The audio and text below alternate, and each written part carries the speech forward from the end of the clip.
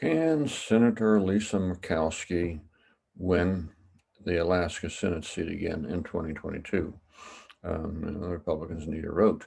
Um, and it would seem very unlikely, it would seem very unlikely that Murkowski would lose. But there's more to this than meets the eye. Alaska should be a slam dunk for any Republican. It's a deeply conservative state, a deeply libertarian state.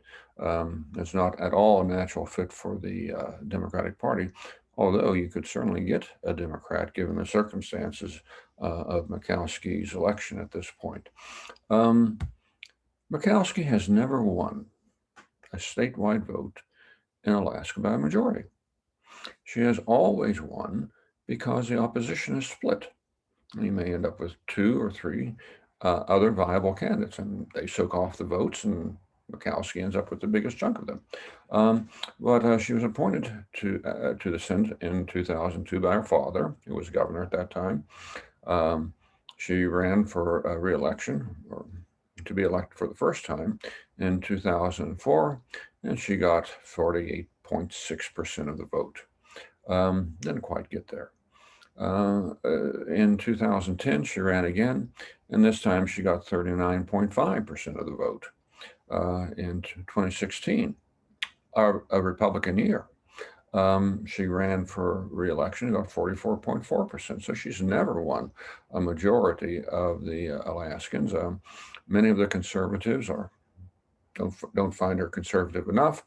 Certainly, the libertarians are not necessarily her buddies, and so the end result is that Murkowski is slipping into office, slipping into office, slipping into office by the skin of her teeth, time after time after time. And in 2016, she won because there were three other viable candidates running in the general election, and as a result, they split the non-Murkowski vote up, and she goes into the Senate. But she, 44.4% is not exactly a healthy victory.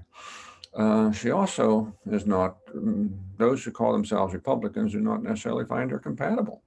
As I point out here, she lost the Republican primary in 2016 and won her Senate seat back through a write-in vote. And that's where she got the 44.4%. Again, she gets it because the other side splits up. And she got lucky in 2016. Her Democratic opponent, not making any judgments on him, except to say that he was a very weak candidate. He had done things and taken stands which were pretty much anathema to many Alaskans, and he ends up with less than 12% of the vote. You almost can't do that. You should be able to get 12% of the vote just by having your name and with a major party following it. But in any instance, she has been incredibly lucky. And this time she may have gotten incredibly unlucky because she has attracted the ire of the formidable Donald J. Trump. You may love Trump, you may hate Trump, but he's a force. He has endorsed Murkowski's opponent in the Republican primaries. He says that, frankly, he so dislikes Lisa that, as long as her opponent has a pulse, he's going to back her. And that basically is what's going to happen here, is Trump is going to campaign against Murkowski. Now, Murkowski gave him fits during the impeachment trial, and she has always been on Trump's back. This is not a marriage of compatibles here. And Trump definitely wants her out of there. And I think he's probably got the pull in Alaska and conservative circles to make it extremely difficult for her to win the primary. And if she loses the primary again and tries to go the right-in direction again, Trump's selected choice is not going to be one of these weak candidates who just simply divide up the votes and let Murkowski get in. Trump's no fool in politics, and he's going to have a fair amount of say in what happens next. So, can Murkowski win? Yeah, she can maybe squeeze in with 45% of the vote, assuming that there's a libertarian or some other conservative in the field to soak off a few votes from the Democrats. That could happen, but it's also likely to happen that Murkowski, a Republican, will run against another Republican, and the Democrat will win because it's a split vote. The Democrat might only need 40% or so to win in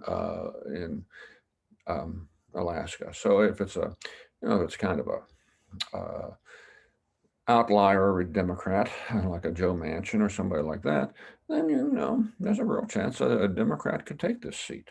If Murkowski decides to challenge, if Murkowski loses the primary, which she's quite likely to do, runs as an independent, this time she may not be able to pull it off, and she may end up electing a Democrat. So, no, the Republicans who are counting on this seat should probably stop counting on it.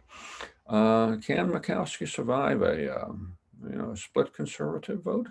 No. The only way she can survive a split conservative vote is if the Trumpian candidate is just incredibly weak. And I don't think that's going to happen. So, can odd things happen and she can just barely slip back into the Senate? Yeah. But the way politics is lining up in Alaska these days, there's really a good chance that there will be like an almost 50-50 split between Murkowski and Trump's candidate, and that in turn will elect a Democrat from a profoundly non-democratic state. Politics makes strange bedfellows, and this one may be really strange. Anyway, everybody out there, take care. If you're a Republican, you probably won't be happy about what I've just said, but it happens to be reality. And I think that seat, the Republican seat in Alaska, is for Republicans really in danger of not being there. Anyway, everybody take care. Bye-bye.